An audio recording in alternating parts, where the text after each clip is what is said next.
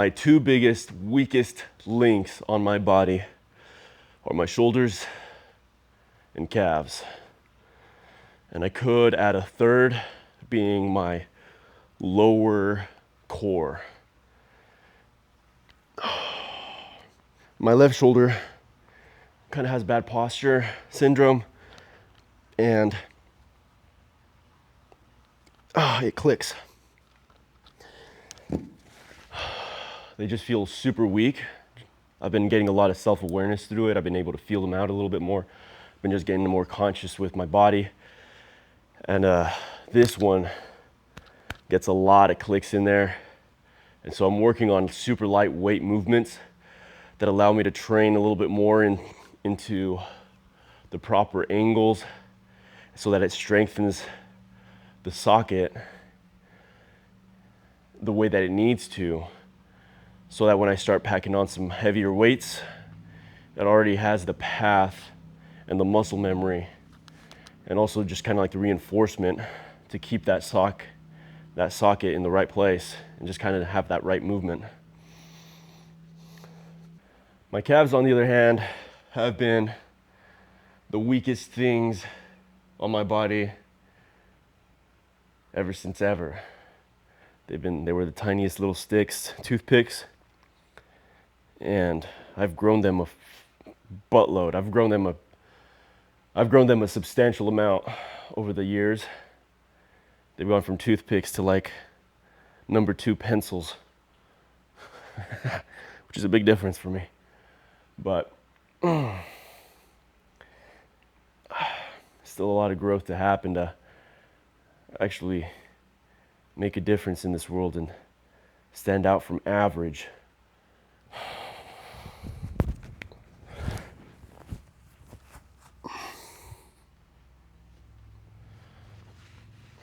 Yeah, see? My lower abs. Oh, damn, I got a tan yesterday. Lower abs. Not only is it fat, but I know that it's weak. Fat and weak. See, up here, I've got some definition coming in. As long as I keep losing some fat, that'll come in real nice.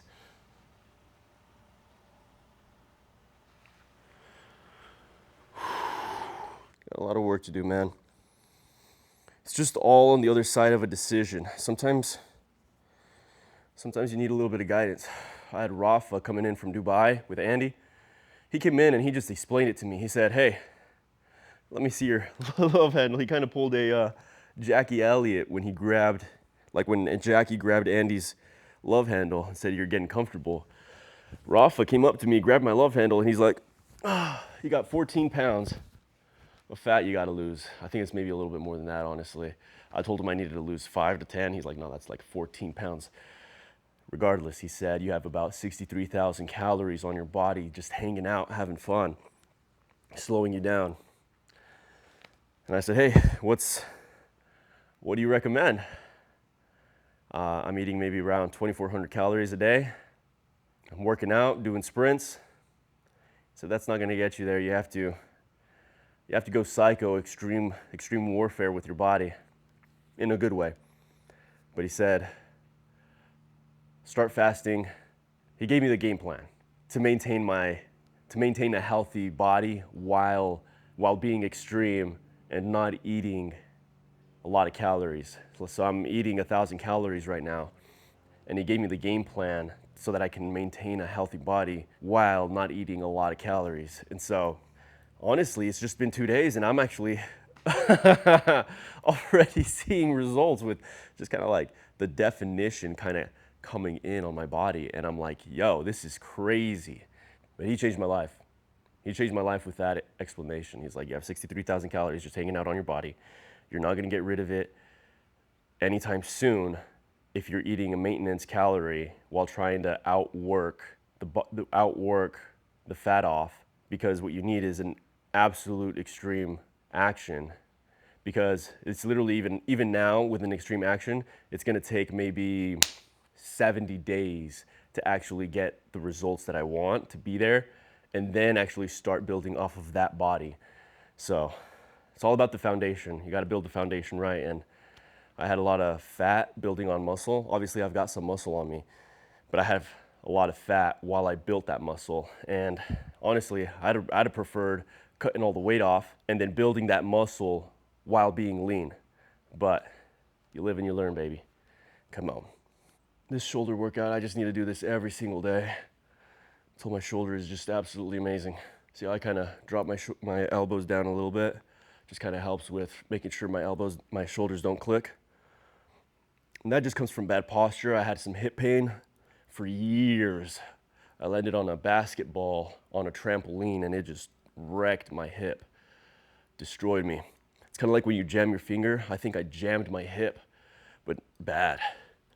After that, I had like a limp, but I never realized it for a while. It just got worse and worse and worse. And all of a sudden, one day I look in the mirror or saw a video and I saw myself walking and I'm like, bro, that is the worst walk I've seen by any freaking human being I've ever witnessed.